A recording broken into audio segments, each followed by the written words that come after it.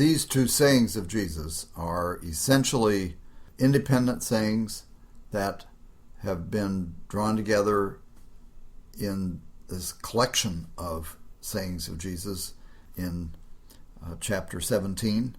And there is no need to try to make them coherent in relation to the same topic or theme. They are about different things.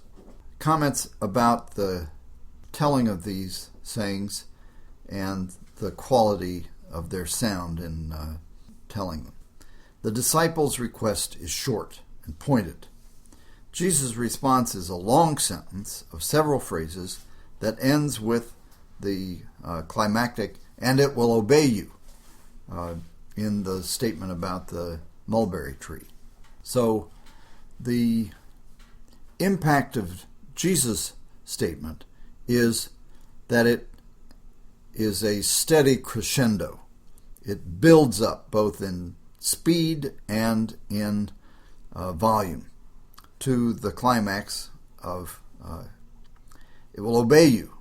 The second saying about the expectation of rewards introduces the servant in a long sentence with several phrases that builds up to "and immediately come in and sit at table."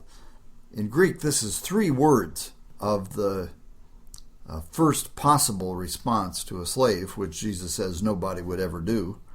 The second part of that first sentence is, "But will you not say to your slave, to your servant, 'Come in, put on your apron, fix dinner for me,' and so on." This all builds up to the climax of the expectation stated that you'll simply ask the servant to do what they would normally do. Jesus' question then literally means, do you give grace? Do you give thanks? It's the same way that we talk about prayer before meals. Do we say grace? Do we say thanks? Well, it's the same ambiguity. The last sentence is translated in the NRSV as "worthless servant." I think it's better to translate it as "unworthy." It's not that the servant is worthless or that we are worthless. It's rather that we are not worthy of receiving some great rewards for doing what we're simply supposed to do. So the statement there is not about your metaphysical status in relation to the kingdom of God. It's rather whether or not one is worthy to receive such gifts as is implicit in the overall parable. So these are then typically provocative sayings of Jesus. The first one is a saying in response to the disciples' request that Jesus increase their faith.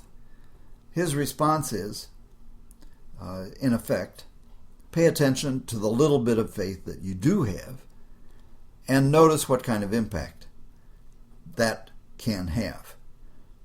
If you have faith the size of a mustard seed, that is a tiny, teeny-weeny little bit of faith, you can say to this mulberry tree, "Be uprooted and planted in the sea," and it would obey you.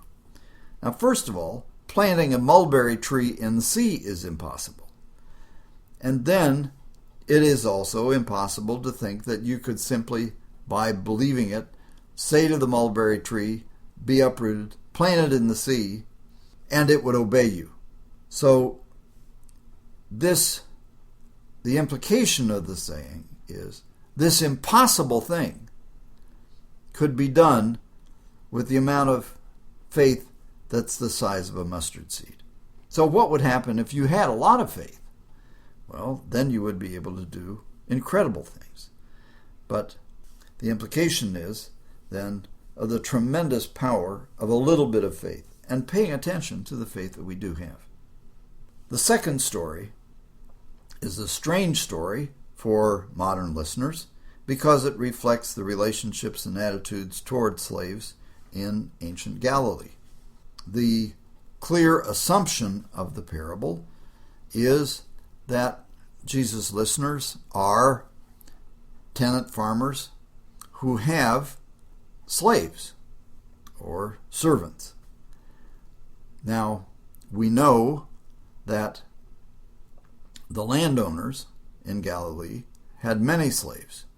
We really don't know to what degree the tenant farmers would have one slave, but this parable is addressed to people who have a slave and who then Jesus can refer to their normal daily practice. And that's what he clearly assumes on the part of his listeners. Now, the statement is then that they would never have a servant who would come in from working and that they would invite them then to sit down and have dinner, but rather that they would always say to them, okay, get up, put on your apron, fix dinner for me, and serve me while I eat and drink, and then you may eat and drink. This is the attitude, which was rather callous and tough on the part of master toward slaves. This then is extended as a metaphor for the attitudes that we should have in relation to expectations from God. Would we expect that God would reward us for doing what we are simply supposed to do, what we have been ordered and commanded to do? No. When we've done all that we were commanded to do, then that's it. There is no need or expectation for further thanks or grace or rewards. So this parable is told against the idea that what we are doing in regard to God is building up points, building up the basis for favors from God. This is told against the tendency of religious people to have their own work that they have done for God be cumulative and be regarded by them as the basis for asking or expecting special gifts or privileges from God. The assumption of Jesus' parable is that people have already received abundant and overwhelming grace from God.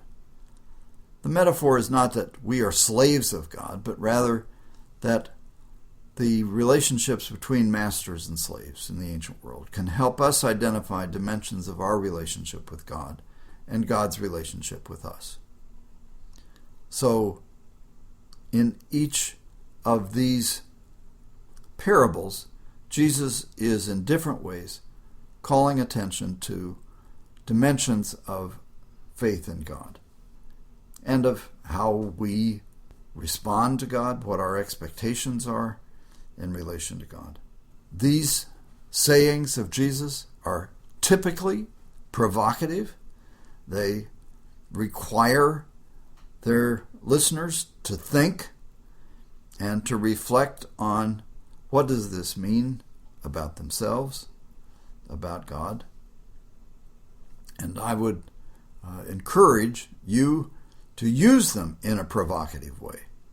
That is, to outline these stories and to interpret them both in the telling of them and in talking about them as stories that will invite us to examine our own presuppositions, our own interior assumptions, both about our faith and about our expectations in relation to how we want God to respond. So, have fun telling these stories.